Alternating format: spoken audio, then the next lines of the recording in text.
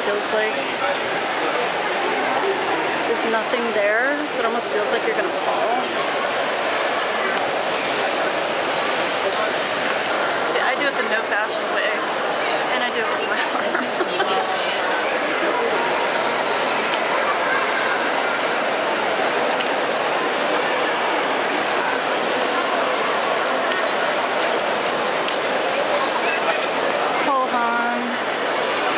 There's a door going up. I think that's a test. So it's essentially a very high-end mall.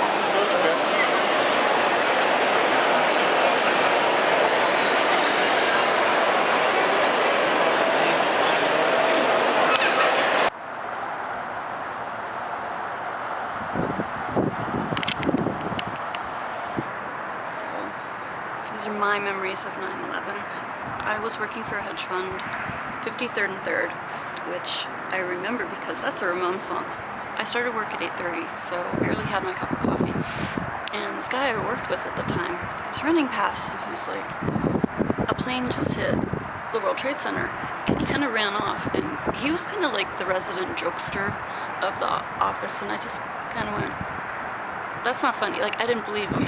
And my husband called, and he said he was watching it live, and he just said there's all this smoke coming out of a hole in the World Trade Center, and he was actually watching it live when the second plane hit, and there was this yell from his side, from the office where he works, because they were all watching it live. Everybody yelled. He hung up on me, which was just like, one of the guys that worked there, his girlfriend kept calling, and her family kept calling, and then my husband kept calling, and, you know, telling me, you know, a plane hit the Pentagon, a plane went down in PA, and then calling me back and saying the building collapsed. The building collapsed. The second building collapsed. You know, it was just like this. What is, you know? It's just mind-blowing. And at the time, he worked across the street from the UN building, and he's like, I don't know what's going on. I'm not staying at work. I'm not staying anywhere near the UN building. He's like, I'm coming to get you. So I went to my manager at the time and said, you know, my husband doesn't want me to stay here. What should I do? Can I leave? And she was just kind of in shock. use your discretion. And then the girl who had been calling walked in, and she was covered in dust.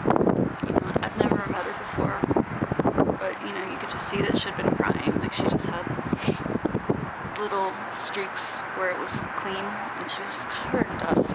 So she must have walked the whole way, and that's a few miles. So I jumped up and I hugged her. Like, I never met her before. I just hugged her, and you know, she met her boyfriend, and they left. And my manager was just like, because we hadn't seen it yet. We'd only heard things or whatever we saw online. My husband met me, and we went out on the street, and it was like very little traffic. It was just people walking in a daze, and if you look downtown, you could just see smoke. You know, even though we were a few miles away, you could still see it. And people were already lined up to donate blood.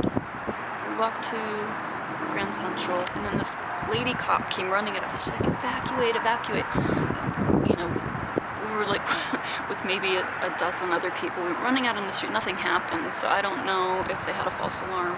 And we were running out in the street, and all these people kind of looked at us like, why is this group of people bursting out of Grand Central? I don't know. We walked into Times Square and just found a diner or a coffee shop or something that had coffee. So we got back to Queens about 4:30.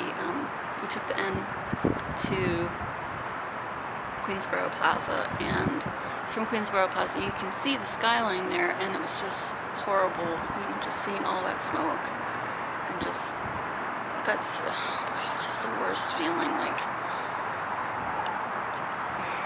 there's just no words to say how that affects you, just seeing that in person. Like, I'll never forget. We went to a friend's house and just watched CNN for about 5 hours. I think until like 9:30, 10 o'clock. We were just like glued to CNN going, it's mind-blowing, just the immensity of it. And I just remember coming home and looking out the window. I just remember you could see stars. It's one of the few times you could really see a sky full of stars that night, because I think a lot of the lights were out, you know, in Manhattan. So one last thing, I feel like I really saw people come together. People were helping people. People were smiling at each other. And it only lasted a couple of months. Then people started getting grouchy again. But it was really a beautiful thing to see. I felt a feeling of camaraderie. It's almost like, as frustrated as I get living here, I couldn't imagine living anywhere else. Thanks for watching.